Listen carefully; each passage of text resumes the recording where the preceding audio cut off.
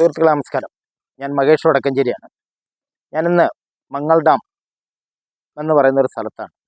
അവിടുന്ന് ഒരു 3-4 കിലോമീറ്റർ ഉള്ളിലായിട്ട് വളരെ ദുരിതം അനുഭവിക്കുന്ന അമ്മയും മരുമകളും. ഇന്ന് ലോകമെമ്പാടും മക്കൾ മാതാപിതാക്കളെ നോക്കാണ്ട് കിടക്കുന്ന അനേകം ആൾക്കാരുണ്ട്. പക്ഷെ അതിലൊരു വ്യത്യാസമായി മാതൃക സ്വന്തം മകൻ അമ്മയെയും ഭാര്യനെയും ഒരേപോലെ കിടപ്പ് രോഗികളായ ഇവർ രണ്ടുപേരെയും സംരക്ഷിക്കുന്ന ഒരു ചേട്ടനുണ്ട്. വളരെ മാതൃകയാണ് ആ ചേട്ടൻ. കാരണം ലോകം മക്കളെയും ഒക്കെ നോക്കാതെ കിടക്കുന്ന മാതാപിതാക്കളെ നോക്കാതെ കിടക്കുന്ന നിരവധി ആൾക്കാരുടെ മുമ്പിൽ ഇതൊരു മാതൃകയാണ് എന്നാണ് എനിക്ക് പറയാനുള്ളത്. കാരണം ഇത്രയും ദൂരം, ഇത്ര ഉൾപ്രദേശത്ത് നട്ടെല്ലിന് ക്യാൻസർ ബാധിച്ച് അമ്മയും പെട്ടെന്ന് കയ്യും കാലും തളർന്ന് കിടക്കുന്ന ഒരു ഭാര്യയും അവരെ ഇട്ടിട്ട് എങ്ങോട്ടും പോയി ഒരു പണിയെടുക്കാനോ അവരുടെ ചികിത്സാ സഹായത്തിനോ അല്ലെങ്കിൽ അവർ ചികിത്സയ്ക്കോ ഒരു മാർഗവുമില്ലാണ്ട് വളരെ ദുരിതം അനുഭവിക്കുന്ന ആ ഒരു അവസ്ഥ ഞാൻ അറിഞ്ഞാണ് ഇന്ന് ഈ മേഖലയിലേക്ക് എത്തുന്നത്. അവർക്ക് അത്യാവശ്യം ഒരു വീൽ ചെയർ ഞാൻ കൊണ്ടുവന്നിട്ടുണ്ട്. ഇനി മറ്റു കാര്യങ്ങൾ നമുക്ക് ചെയ്യേണ്ടത് നിങ്ങളെല്ലാവരും കൂടി ചേർന്നിട്ട് ഈ കുടുംബത്തെ സഹായിക്കണം, സംരക്ഷിക്കണം. അവർക്ക് ചികിത്സാ സഹായങ്ങളും മറ്റു കാര്യങ്ങളും ഒക്കെ അവർക്ക് ചെയ്തു കൊടുക്കണം. അവരുടെ അക്കൗണ്ട് നമ്പറും ഒക്കെ ഞങ്ങൾ ഇതിൽ ആഡ് ചെയ്യുന്നുണ്ട്. നിങ്ങൾ കഴിയുന്ന 1 രൂപയെങ്കിൽ 1 രൂപ ഈ കുടുംബത്തിനെ സഹായിക്കാൻ മറക്കരുത്. 2 കിടപ്പ് രോഗികൾ, വളരെ ദയനീയാവസ്ഥയാണ്. നമുക്കതിലേക്കൊന്ന് പോയി നോക്കാം. ഓക്കെ.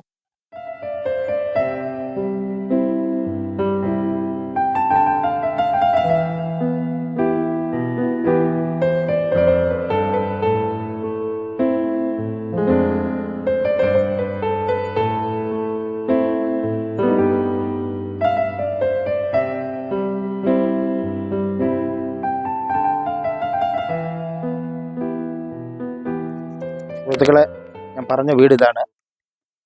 രാധികയും, അതായത് രാധിക എന്ന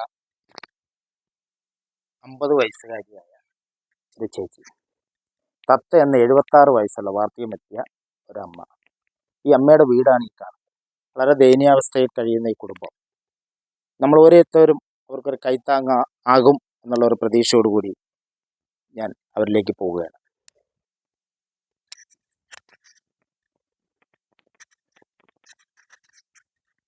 ചേച്ചി, എന്താണ് പേര്? പേര് രാധിക. രാധിക. എന്താ പറ്റിയേ?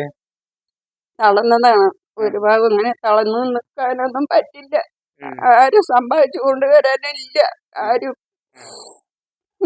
എന്റെ കാട്ടിന് പണിക്ക് പോകാൻ തരൂല.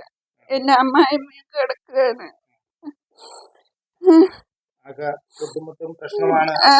ബുദ്ധിമുട്ടാണ്. ജീവിക്കാൻ പോലും ഒരു മാർഗമില്ലാണ്ട് കിടപ്പാണ്. 1 വർഷമായി കിടക്കാൻ തുടങ്ങിയിട്ട്. 1 വർഷമായി കഴിഞ്ഞു. തളർന്ന് കിടക്കണം. ചെറിയ മാറ്റം ഉണ്ടോ? ഇങ്ങനെ അനങ്ങുന്നല്ലാണ്ട് നേരെ നിൽക്കൊന്നുമില്ല. ഹോസ്പിറ്റലിൽ പോയപ്പോ ഡോക്ടർ എന്താ പറഞ്ഞേ? ഡോക്ടർ സ്കാൻ ചെയ്യണമെന്നൊക്കെ പറഞ്ഞു. പൈസ ഇല്ലാണ്ട് സ്കാൻ ചെയ്തിട്ടൊന്നുമില്ല. നേരം ഡോക്ടർക്ക് കാണിക്കണം പറഞ്ഞു. നമുക്ക് അതിനുള്ള അവസ്ഥയൊന്നും ഇല്ല. അങ്ങനെയൊക്കെ ആയിട്ടിരിക്കുന്നു. ഒരു ഹോസ്പിറ്റലിൽ സ്കാൻ ചെയ്യാൻ പോലും അവരെ കൊണ്ടുപോകാനും ആരുമില്ല, സ്കാൻ ചെയ്യാൻ ഉള്ള പൈസയുമില്ല.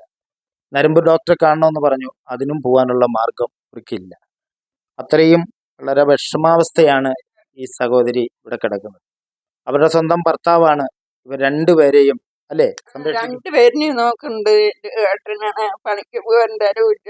ഭയങ്കര വിഷമമായിട്ട് ഇരിക്കുകയാണ്. ഒരാളല്ല, 2 പേരാണ്. സ്വന്തം അമ്മയും ഭാര്യയും ഒരേപോലെ സംരക്ഷിക്കുകയാണ്. അദ്ദേഹത്തിന് എന്താ പറയുക, ഈ കുടുംബത്തെ നിങ്ങൾ ആരും കൈവിടരുത്. ഇനി ഞാൻ അമ്മയിലേക്ക് പോവുകയാണ്. അമ്മ, എന്താ പേര്? എത്ര നാളായി അമ്മ ഇങ്ങനെ കിടപ്പായിട്ട്? 5-8 മാസമായി. നട്ടലിനാണ് പ്രശ്നം അല്ലേ? ഇടുപ്പിന്റെ ഭാഗത്തില്ലേ? മൂന്നിരിക്കാനൊന്നും പറ്റില്ല അല്ലേ? താങ്ങി ഇരുത്തിയാൽ പിടിച്ചിരുത്തിയിരിക്കുവോ? ഇവിടെ ഒരു സാധനം കിടപ്പില് കിടന്ന് തന്നെയാണ് എല്ലാം ചെയ്യുന്നത് അല്ലേ? മകൻ തന്നെ എല്ലാം നോക്കുന്നല്ലേ? ഒരു കഷ്ടമാണ് കേട്ടോ. സ്വന്തം മകൻ ഇവിടെയുണ്ട്. അച്ഛനോട് എന്താന്ന് നമുക്കൊന്ന് ചോദിക്കാം. എന്താ പേര്?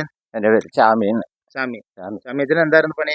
ഞാൻ റബ്ബർ വെട്ടാനൊക്കെ പോയിക്കൊണ്ടിരിക്കുന്നതായിരുന്നു. ആ. ഇപ്പോൾ ഒന്നിനും പറ്റിയില്ല. ആ. പിന്നെ ഇട്ടിട്ട് പോകാനും പറ്റില്ല. ആ. നമുക്ക് വളരെ ദയനാവസ്ഥയിലാണ് ഇപ്പോൾ ഇരിക്കുന്നത് തന്നെ. ആ.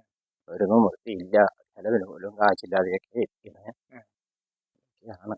അതെയോ? ഇത് ഞങ്ങള് ഈ ഒരു സങ്കട വാർത്ത അറിഞ്ഞാണ് ഞങ്ങൾ വന്നത്. ആ. വളരെ ഇന്ന് നമ്മുടെ ലോകത്ത് ഒരുപാട് മാതാപിതാക്കളെ നോക്കാണ്ട് കിടക്കുന്ന നിരവധി ആൾക്കാർ ഇന്നുണ്ട്. പക്ഷെ നിങ്ങളെ പണിക്ക് പോലും പോകാണ്ട് നിങ്ങൾ ഇവർക്ക് വേണ്ടി കഷ്ടപ്പെടുന്നത് നമ്മുടെ മാതൃകയായ നമ്മുടെ നല്ല മനസ്കര് കാണും എന്നുള്ളൊരു പ്രതീക്ഷ ഇവർക്ക് ഉണ്ട്. കണ്ടാൽ മാത്രം പോരാ, ഈ ചേട്ടനെ ഈ കുടുംബത്തെയും കൈവിടരുതും എന്നാണ് എനിക്ക് അഭ്യർത്ഥിക്കാനുള്ളത്. എന്താണ്, ചികിത്സിക്കാനൊന്നും വഴിയില്ല, ഒന്നും ഇവിടുന്ന് വഴിയൊന്നും കൊണ്ടുപോകാനും വണ്ടി സൗകര്യങ്ങൾ കുറവാണ്. സൗകര്യങ്ങളില്ല. ഇല്ല അല്ലേ? എടുത്തോണ്ട് തന്നെ എത്ര പോകണം. വർഷമായി ടാപ്പിംഗ് പണി ചെയ്യാൻ തുടങ്ങിയിട്ട്? ഞാൻ ഒരു 10-20 വർഷത്തോളം ആയിട്ടുണ്ട്. 20 വർഷത്തോളമായി അല്ലേ? പണിയെടുക്കാൻ തുടങ്ങി. അതെ. ഇതിപ്പോ ഒരു വർഷമായിട്ടാണ് ഇങ്ങനെ ഒരു ആയുർവേദ ഹോസ്പിറ്റലൊക്കെ കൊണ്ട് ആക്കി ചികിത്സ പരമാവധി ഒക്കെ കൊടുത്തു. പിന്നെ ഒരു വഴിയില്ലാത്തതുകൊണ്ടാണ് ഇവിടെ കൊണ്ട് ഇട്ട് കിടക്കുന്നത്. സുഹൃത്തുക്കളെ, നിങ്ങൾ ഓരോരുത്തവരും നിങ്ങളിലാവുന്ന സഹായം ഇവർക്ക് ചികിത്സയായും ഇവർക്കൊരു കൈത്താങ്ങായും നിങ്ങൾ ഓരോരുത്തവരും ഉണ്ടാവണം. ഇത്തരത്തിലുള്ള കുടുംബങ്ങളെ സഹായിക്കുന്ന നിങ്ങൾ ഈ വീഡിയോ കണ്ടിട്ട് മനസ്സ് വിടരുതും. ഭയങ്കര സങ്കടാവസ്ഥയാണ് കണ്ടിട്ട്. എന്താ പറയുക, ഒരാളാണെങ്കിൽ പിന്നെയും വേണ്ടിയില്ല, സ്വന്തം ഭാര്യയും അമ്മയും അപ്പുറവും ഇപ്പുറവും 2 ബെഡിൽ കിടക്കുകയാണ്. ആരുടെയും സഹായമില്ല ഇവർക്ക്. അത്യാവശ്യം ഹോസ്പിറ്റലിൽ പോയി ചികിത്സിക്കാൻ പോലും വഴിയില്ല. കൈവിടരുത്. എൻ്റെ ഈ അപേക്ഷ, ഈ അഭ്യർത്ഥന എല്ലാ ജനങ്ങളിലേക്ക് എത്തിച്ച്, എല്ലാ മനസ്സിലേക്ക് എത്തിച്ച് ഒരു സഹായിക്കുമെന്നുള്ളതൊക്കെ പ്രതീക്ഷയോടുകൂടി മഹേഷ് വടക്കഞ്ചേരി, ക്യാമറമാൻ സുമാറിനൊപ്പം മഹേഷ് വടക്കഞ്ചേരി. നന്ദി, നമസ്കാരം.